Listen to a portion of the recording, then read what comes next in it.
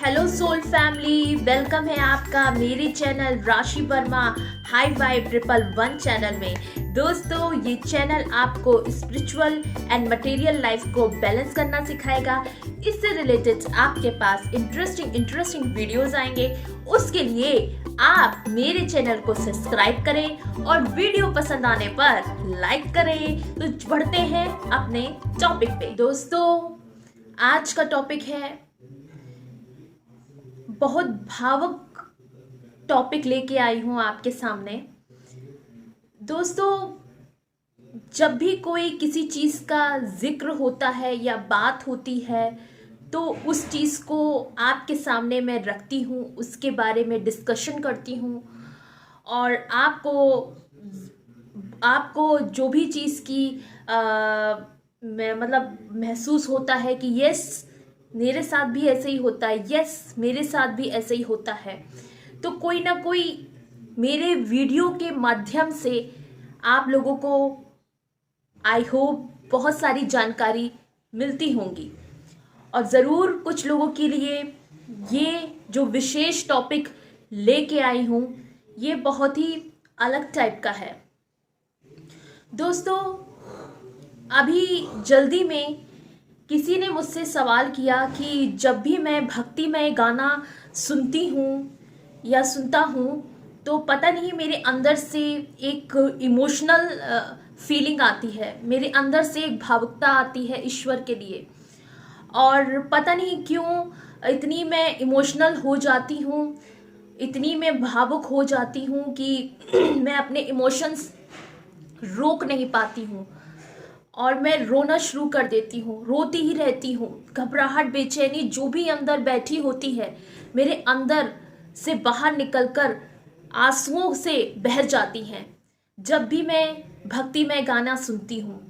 तो ये जो प्रश्न था मेरे लिए बहुत ही अलग था, तो मैंने उसको समझाया।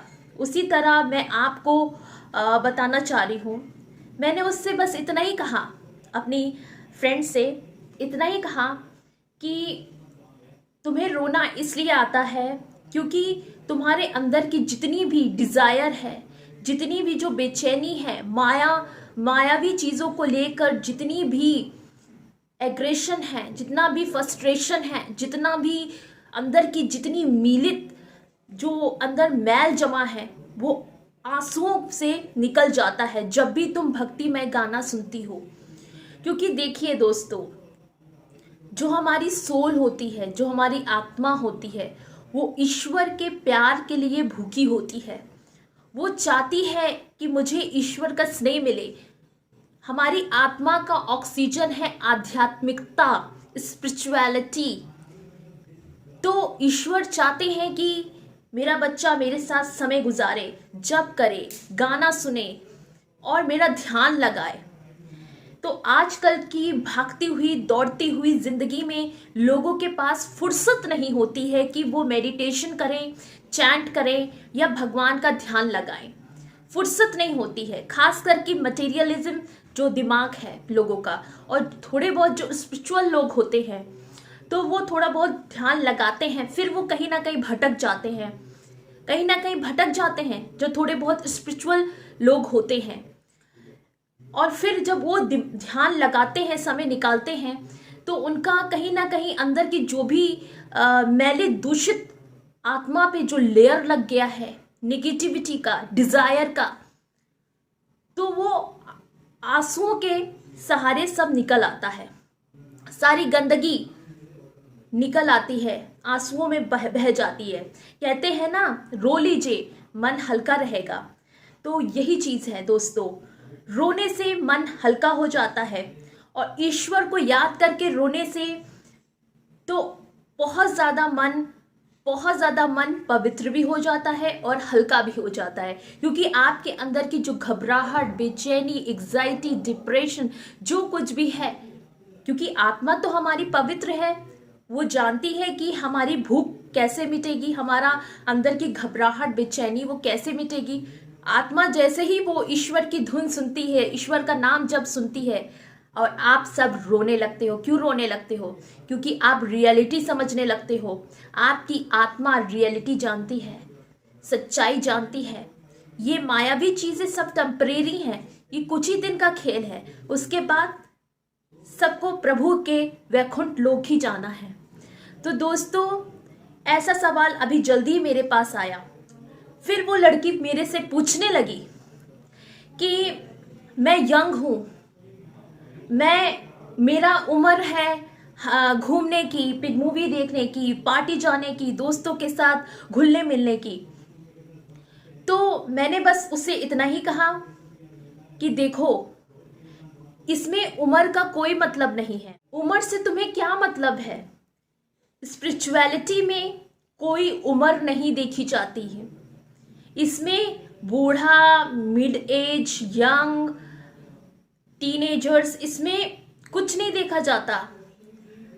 लोग कहते हैं कि बुढ़ापे में ये मेडिटेशन चैंट करना चाहिए। अभी तो हमें हंसना, खेलना, घूमना, खाना, पीना, मस्ती मौज करना है, लेकिन अंत में हमें ईश्वर की प्राप्ति हो जाएगी। क्या दिक्कत है? ये मायावी लोग बात करते हैं। लेकिन मैंने कहा, फिर तुम कहती हो कि पता नहीं, ईश्वर का धुन सुन के मुझे रोना आने लगता है। एक तरफ ये भी कहती हो मेरी यंग जवानी है, मैं यंग हूं तो मुझे घूमना चाहिए, पार्टी करना चाहिए। देखो, मैं भक्ति में गाना सुनती हूँ, मुझे रोना आने लगता है। तो मैंने कहा, देखो, एक चीज चूज करो, तुम क्या चुनना चाहती हो? तो उसने कहा कि मुझे समझ नहीं आ रहा मैं क्या करूं। एक तरफ मेरी यंग एज है, मुझे ये सब क्या करना चाहिए? मेडिटेशन और भगवान के, प्रभु के गाना गाना चाहिए, सुनना चाहिए, और मैं इसमें इमोशनल भी हो जाती हूँ। और एक तरफ मैं ये भी सोचती हूँ कि मेरी ये एज है घूमने फिरने की, मस्ती करने की, मैं क्या करूँ? तो मैंने कहा उससे, सुनो, हर चीज का बैलेंस बना के चलो। देखिए दोस्तों, मेरा चैनल यही आपको प्रोत्साहन देता है, यही प्रेजेंट करता है, यही कहता है कि स्पिरिचुअलिटी और मटेरियल को बैलेंस करके चलिए। हम ये नहीं कह रहे हैं कि आप स्पिरिचुअलिटी में ही घुस जाएं, साधु बाबा बन जाएं, चैंट करने लगे, दुनियादारी भूल जाएं, फैमिली भूल जाएं, दोस्त भूल जाएं, इसी में घुस जाएं। मैं ये नहीं कह रही हूं। मैं कह रही हूं हर चीज को बैलेंस करके चलिए, और इधर अपना स्पिरिचुअलिटी भी ना भूलिए, अपने प्रभु को भी ना भूलिए। प्रभु को याद करके इस स्पिरिचुअल जो मटेरियल आपकी चीजें हैं वो बैलेंस हो जाएंगी, वो बैलेंस की तरह चलेंगी। ज्यादा ना मटेरियलिज्म में घुसिए और ना ज्यादा स्पिरिचुअलिटी में घुसिए, दोनों को बैलेंस करके चलिए दोस्तों। तो मैंने उससे बस यही कहा। मैं ये नहीं कह रही हूं कि तुम इंजॉय ना करो अपनी लाइफ, तुम अपनी लाइफ सॉरी, अच्छे से इंजॉय करो, खुल के इंजॉय करो, घूमो फिरो, मस्ती करो, फ्रेंड्स के साथ घूमो, फैमिली के साथ गपशप करो, सब करो, लेकिन एक तरफ स्पिरिचुअलिटी को भी ना भूले, क्योंकि स्पिरिचुअलिटी में आप अपने अंदर जाते हो, आप इनर चीजें समझते हो, अपने आप को समझते हो, भीतर झांकते हो, मेरे अंदर क्या कमी है, क्या अच्छाई है। समझे दोस्तों? तो मैंने उसको ये समझाया अपनी दोस्त को, तो उसका कंफ्यूजन दूर हुआ। तो मैंने कहा, स्पिरिचुअलिटी में घुसने की कोई उम्र नहीं होती है। ये एक ऐसा डिसीजन है जो आपके लिए बेस्ट है। एक तरफ स्पिरिचुअलिटी को लेके चले और एक तरफ मटेरियलिज्म को भी लेके चले, जो आपकी प्रोफेशनल लाइफ है, घर परिवार की लाइफ है। तो दोनों को बैलेंस करके चले। जब दोनों को बैलेंस करके चलोगे तो आपकी लाइफ काफी हद तक बैलेंस हो जाएगी, और आप छोटी छोटी चीजों में इरिटेट भी नहीं होगे, और आपकी लाइफ सुपर हिट हो जाएगी। ये मेरा दावा है। आप सिर्फ मटेरियल चीजों को लेके पकड़ के रखे हो, दोस्त, फ्रेंड्स, पार्टी, बस यही सब, और स्पिरिचुअलिटी को भूल गए हो, या स्पिरिचुअलिटी को इतना पकड़ के रखे हो कि अपने घर परिवार को, सबको भूल जा रहे हो, बस इसी में घुस जा रहे हो। दोनों को बराबर लेके चले, ठीक है ना, बैलेंस में लेके चले, तभी आप बैलेंस हो जाओगे। तो स्पिरिचुअलिटी को भी ना भूलें और मटेरियल चीज़ों को भी ना भूलें। जो आपकी पर्सनल चीज़ें हैं, जो आपकी निजी ज़िंदगी में जो कार्य करते हो, घर परिवार संभालते हो, काम करते हो, कार्य करते हो, कुछ भी करते हो, तो दोनों को बैलेंस करके चले, तब वो लड़की समझी कि हाँ वो मैं सही कह रही हूँ। तो उसने मुझे शुक्रिया अदा किया। उसने कहा आपने मेरी हेल्प की, थैंक यू सो मच राशि। तो मैंने कहा यू वेलकम, कभी भी तुम्हें किसी चीज़ की प्रॉब्लम हो तो मुझसे ज़रूर कहना। तो वो हंसती हुई गई। उसको बहुत अच्छा लगा दोस्तों। तो दोस्तों किसी की सहायता करिए, मेरी तरह लोगों को प्रोत्साहन करिए। उसको कंफ्यूजन थी कि इस एज में मैं स्पिरिचुअलिटी का हाथ क्यों थाम रही हूँ, क्यों पकड़ रही हूँ। एक तरफ तुम्हें रोना भी आ रहा है प्रभु का गाना सुन के, और इसमें तुम्हें अच्छा भी लग रहा है, और डर भी है कि मेरी जवानी जो है, मेरी यंग जवानी है, कहीं खराब तो नहीं हो रही है, मैं तो एंजॉय नहीं कर रही हूँ अपनी लाइफ, पिक्चर मूवी दोस्तों के साथ नहीं जा रही, मैं भक्ति में गाना सुन रही हूँ। फिर मैंने कहा स्पिरिचुअलिटी में आप खुद को जानते हो, स्पिरिचुअलिटी में कोई उम्र नहीं होती है। पता चला आप मर रहे हो तब भगवान को याद कर रहे हो, ये तो स्वार्थ है, ये अनकंडीशनल लव है ही नहीं। तो ये कुछ नहीं है, ये सब माया है। लेकिन फिर भी आप इस धरती में आए हो तो बैलेंस करके चलो। एक तरफ स्पिरिचुअलिटी को थाम के चलो, एक तरफ अपनी निजी जिंदगी मतलब मटेरियल चीजों को भी थाम के चलो।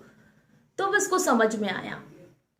तो दोस्तों देखिए, ऐसे लोग सवाल करते हैं तो आप उनको समझाएं कि देखो तुम्हारी जो यंग एज है, इस एज में तुम्हें मस्ती करना चाहिए, खूब नाचना गाना चाहिए, खूब एंजॉय करना चाहिए। और एक तरफ प्रभु में भी ध्यान जा रहा, रोना भी आ रहा, और डर भी है कहीं मैं भक्ति में करके मेरे ऊपर बुढ़ापा ना आ जाए। मैं भक्ति में ही गाने सुन रही हूँ, भक्ति में ही मैं घुस जा रही हूँ, कहीं मैं बुढ़ापा ना आ जाए, अभी उम्र है हंसने खेलने की। ऐसा कुछ नहीं है, सब आपका भ्रम है, ये सब आपका फितूर है, ऐसा कुछ नहीं है। एक तरफ स्पिरिचुअलिटी को थाम के रखिए और एक तरफ अपनी मटेरियल चीज़ों को भी संभाल के रखिए। तो दोस्तों मेरा यही कहना था आप लोगों से। अगर आपके अंदर भी ये सब क्वेश्चन था, ये सब प्रश्न था, और मैंने आपकी सहायता की है, तो आप कमेंट बॉक्स में ज़रूर लिख के बताइएगा। जैसे मैंने अपनी दोस्त की सहायता की, क्या मैं आपकी कर पाई, तो आप ज़रूर बताइएगा। तो दोस्तों मुझे बहुत अच्छा लगेगा। दोस्तों अगर पसंद आया हो तो मेरा चैनल सब्सक्राइब और लाइक ज़रूर करिएगा वीडियो पसंद आने पर। तो दोस्तों अपना बहुत ख्याल रखें, हर चीज़ को बैलेंस करके चलें और अपने आप को समझें। So love you all, thank you so much.